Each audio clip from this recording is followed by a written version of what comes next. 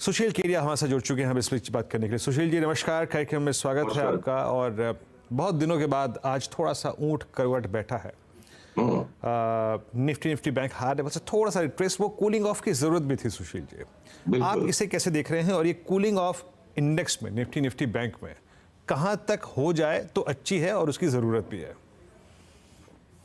देखिए, ये cooling of है, ये शब्द आपने बिल्कुल सटीक इस्तेमाल किया है। ओवरऑल मार्केट पर कोई टॉप के लक्षण बने हैं ऐसे कोई भी मुझे टेक्निकल पैरामीटर्स नहीं मिल रहे। कुछ कुछ स्टॉक्स हैं जो साइकिल को लीड कर रहे हैं, तो उनमें कहीं सिलेक्टिव शॉर्ट सेलिंग भी अब हो सकती है, वो उस पर हम बाद में आते हैं। और आपको मैं ग्लोबल मार्केट से लोकल को कनेक्ट करता हूं। अगर एसएनपी आज रात को अनुमानित है कि अब ये न्यू हाई पर जाएगा, और नैस्डैक पहले ही जा चुका और इंडिया सबसे पहले जा चुका है, तो एसएनपी और भी 2-3 दिन मुझे लगता है थोड़ा उबलेगी और उसके बाद वहां ठंडक आएगी। तो इंडिया और एसएनपी को जो रोज का रोज हम देखते हैं, 2-3 दिन के गैप से इनका मूवमेंट चलता है। तो इंडिया पहले ही कूल ऑफ हो रहा है और एसएनपी उफन रहा है। अब 2-3 दिन वो जो ठंडे होंगे, उस बीच में हम यहाँ से वापस भाग लेंगे। तो हो सकता है कि आपकी मेरी वार्ता खत्म हो अगले 5-10 मिनट में बाजार घूम जाए, तो मुझे आश्चर्य नहीं होगा। और इस बाजार में नीचे के डाउनसाइड के एस्टिमेट्स को निकालना कोई बहुत बुद्धिमानी की बात नहीं लगती है। या जैसे रिवर्सल आएगा वापस निफ्टी पे बाई करना पड़ेगा, जो भी ट्रेड कर रहे हैं। बैंक निफ्टी भी जो इंट्राडे में ओवरसोल्ड है, हो सकता है आपकी मेरी वार्ता खत्म होते होते तक बाजार का मिजाज बिल्कुल बदल जाए। तो ये जिसे कहते हैं ना, वो थोड़ा दबा दबा करके, आप टूथपेस्ट में से जब वो लास्ट का दबा दबा के थोड़ा निकालते हो, तो बाजार बस उतना ही दबा दबा के लोगों के सौदे निकाल पा रहे हो। बड़े झटके मुझे नहीं आते लग रहे अभी। बिल्कुल। और चलिए, तो इस कूलिंग ऑफ शब्द को सही बताते हुए टिप्पणी आपने सुशील जी की सुनी यहाँ पर। अच्छा, अब आता है सुशील जी यहाँ पर एक वो चीज़, इस कूलिंग ऑफ शब्द के साथ साथ अब हम स्टॉक्स को पिक करना शुरू करते हैं। वो स्टॉक्स जो कि ओवरबॉट ट्रेजेक्ट्री में थे या फिर तर्कसंगत नहीं थे हायर लेवल से बाय करने में, लेकिन इस कूलिंग ऑफ जो कि रिक्वायर्ड थी, उसके बाद आपको लगता है कि हाँ, प्लस माइनस 1-2% में आपको एंट्री मारनी चाहिए। आपके प्रेफर्ड बायर्स क्या है इस वक्त इस बाजार में? चलिए, हम पहले एफ एंड ओ की बात करते हैं, क्योंकि कैश की लिस्ट बहुत लंबी, उसको लास्ट में एड्रेस करने की कोशिश करेंगे। अगर पीसीआर मेरा स्क्रीन शेयर कर पा रहा है, तो आप ये देखिए कि आईटीसी की फ्यूचर्स की जो चार्ट है, ये अब कूल ऑफ हो गया और अब मुझे आईटीसी यहां से 40-50 रुपए अगले पड़ाव में भागता दिख रहा है।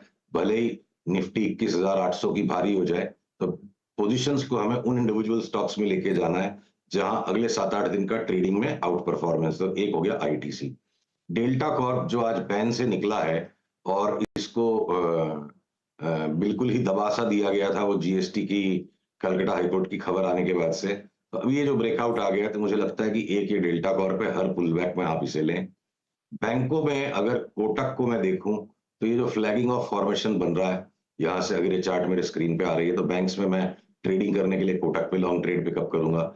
और अडानी इंटरप्राइजेस, जिसको अच्छे से लुढ़काया जा रहा है इस वक्त, मुझे लगता है कि यही निफ्टी को लेके घूमेगा कदाच।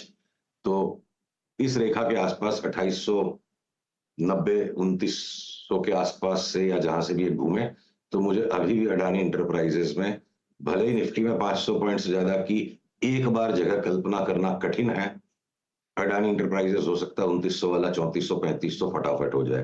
तो ज्यादातर स्टॉक्स एफ एंड ओ में पुलबैक्स में लेने के ही रंग बन रहे हैं। अब मैं मेटल्स को अवॉइड करूंगा, खाली एक हिंडाल्को में अभी भी जगह लगती है। जेएसडब्ल्यू स्टील, जिंदल के सारे स्टील के स्टॉक्स, सेल, टाटा स्टील, ये सब अपना काम पूरा कर चुके हैं। अब इंतजार कर रहे हैं कि ओवरऑल मार्केट जरा नरमी का रुख दिखाए, तो लुढ़केंगे, तो इनमें से हम हट गए। आईटी के सारे स्टॉक्स जो है लार्ज कैप्स, वो बिल्कुल उफन चुके हैं, तो हम उसमें अब नया कोई भी पोजीशन का इजाफा नहीं करेंगे। तो ऑयल मार्केटिंग कंपनीज मेरे हिसाब से उनका टॉप हो चुका है, तो हम उसमें तेजी का काम नहीं करेंगे। तो अब बचते हैं जो गिने चुने साइड पॉकेट में स्टॉक्स हैं। लीवर नहीं चला है तो वो उछल जाएगा। तो अब बहुत स्टॉक स्पेसिफिक यहां से ट्रेडिंग का माहौल है। इंडेक्स क्या पता पूरा दिसंबर निकाल दे 21,800 और 21,000 के बीच में। स्टॉक स्पेसिफिक ट्रेडिंग का समय आ गया है।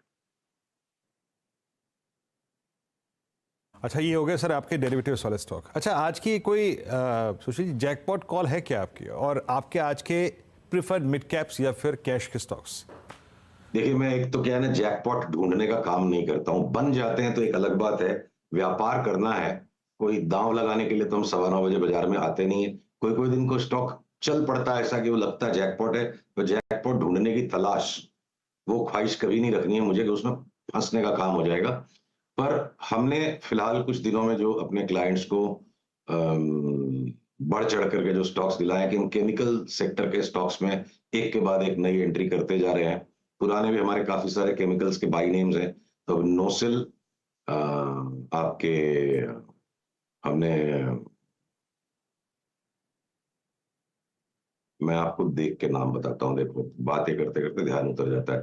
तो नोसिल के अलावा हमने Gujarat alkali alkyl amines, Balaji amines और फाइन ऑर्गेनिक्स, इनमें हमने मोटी बाइंग करवाई है और हमें एक थोड़ा स्पेशलिटी टाइप का स्टॉक है, केमिकल्स नहीं है।